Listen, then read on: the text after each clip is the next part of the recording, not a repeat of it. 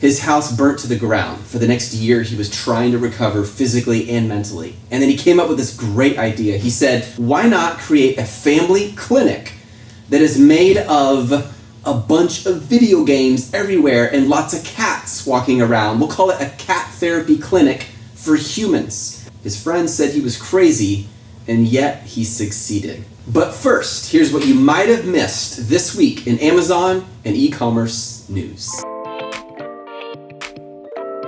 You've heard of Apple computers designed in California, but made in China. You've heard of Levi jeans designed in San Francisco, but made in Argentina. Ladies and gentlemen, Rwanda just released the first smartphone made completely in Africa.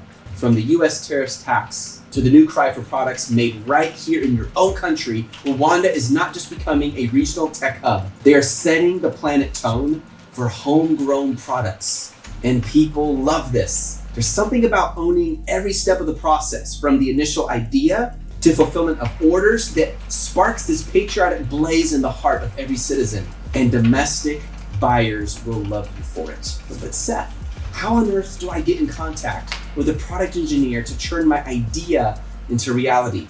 Navigate right here. We have over 30 product engineers in our community. The people and the resources they bring are simply phenomenal. Navigate right there and check it out.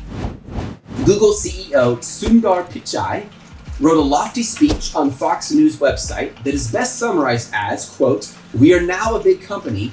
We can help you grow your little company." Noble words, lofty ambitions. But Minda Zetlin, writer for Inc.com, was not happy. She berated Pichai for making big claims about caring for small businesses when Google searches show Google favoring big businesses. Now hold on. If one of your e-commerce websites with over 50 blog posts on, let's say, ergonomic chairs ranks lower than Amazon's single listing of an ergonomic chair and a garbled product description about that chair, does this really mean Google is favoring Amazon? Or does this mean Amazon ranks well because they gained world recognition over many years of trial and error? Are Jeff Bezos' days of using a door as his desk, just one desk, finally paying off? I love small businesses. I have thousands of small business students. But when someone expects preferential treatment from a bigger company just because they are bigger, they have long forgotten that there was a day when that big company was tiny too. And no one felt obligated to make sure they succeeded. So they succeeded regardless. As of October 10, millions of songs are now available to stream via the shiny new Amazon Music app for Apple TV. It's called Amazon Music. And I love the timing. It happens 3 days after Apple releases the 16th major Mac operating system, Catalina, which curiously does not include the embarrassingly ponderous music app, iTunes. Amazon enters the playing field for outrageously popular music apps like Spotify, Pandora, Music, Slacker, iHeartRadio. The question is, will this skyrocket like Echo? Or is it gonna tank like Amazon's infamous Fire Phone? So I downloaded the iOS app. I spent a few minutes on it. Now, this was minutes after testing out Deezer, one of the most highly rated music apps in the world. So it really made it easy to compare the two, and I was delighted. I immediately looked up big band jazz, AF, A Tribe Called Quest, Hans Zimmer, and classical pieces. Yes, I know my music taste is as mixed as hot sauce and ice cream, but the Amazon Music app finds songs and artists intuitively. It's easy to stop, play, and skip. It's easy to find radio stations. The interface feels so much easier to use than Deezer or even Spotify. Spotify, you keep disappointing me. I am in love with the Amazon Music app. And I haven't even tested the one on the Apple TV that just came out. But I have one exception. It doesn't have podcasts. iHeartRadio has podcasts. Spotify has podcasts. Google Play has podcasts. iTunes, of course, has podcasts. But Amazon Music does not, unless it's coming from Audible, who is usually recognized for podcasting? No, for reading books. The future of successful music platforms and any product people experience online is offering all the main features. Like today, you can't leave out a main feature. Amazon, why would you serve a 7-course meal with only 6 dishes?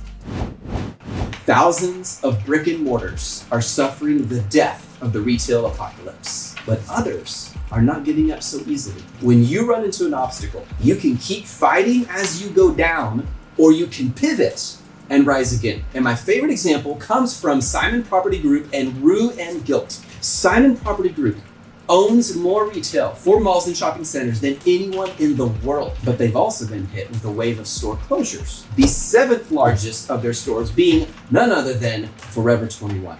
Rue and Gilt, you might know one of their child companies, Rue La La, is the premier off-price e-commerce portfolio company where it connects more than 20 million members with coveted designers at an exceptional value. Instead of just fighting harder, Simon Property is partnering up with Rue and Gilt to create an online premium outlet store with special deals for customers who find it difficult to get to a shopping mall in a pinch. The goal? A new destination for discount shopping online. Do you see what Simon did? They didn't just scale back costs. They didn't just reorganize. They didn't just try harder and work longer. They are leaning on someone who is where they want to end up. Trying to get somewhere you have no experience in? Lean on someone who is there already and watch what happens.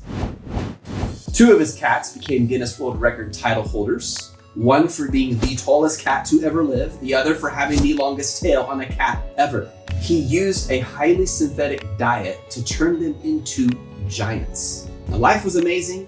He was booking TV shows and charity events. He was serving as president of the Ferndale Cat Shelter. He raised money to help Detroit rescue street cats. But on November 12th, 2017, he woke up to his smoke alarms blaring in his living room ablaze in flames. Choking in the smoke, he searched for his cats and started creating escape paths for them. And then the smoke made him pass out. The house burned to the ground, his cats died in the flames, and Dr. William J. Powers barely made it out alive. Powers spent the next year of his life trying to recover physically and mentally. And finally, he was cleared to return back to work, but he didn't want this life anymore. He had spent all his 20s training to be a doctor, and looking back, he didn't want to live like that. So he came up with this plan that people considered a bit crazy, and people would end up mocking this plan, but Dr. Powers would prove them wrong. Powers decided to open his own family practice clinic called Powers Family Medicine. But it wasn't like any practice you have ever seen. It was bizarre, so bizarre, people would call him absolutely crazy. Dr. Powers would open the first family practice featuring therapy cats and video game decorations. People will never go to your practice, people would tell him. People want a sterile, simple, professional-looking place for medical care. Dr. Powers shrugged and carried on. He rented a small office space near the ruins of his home, and he opened doors. Most new family medical offices take 5 to 7 years to get up to speed with lots of patients. Dr. Powers did it in 6 months. And within those 6 months, Powers Family Medicine became the #1 patient-rated family practice of the state of Michigan. The world said, "You can't do that." And Dr. Powers said, "Watch me." And today, he's living his dream. Go live your dream, warrior. That's my 10 cents.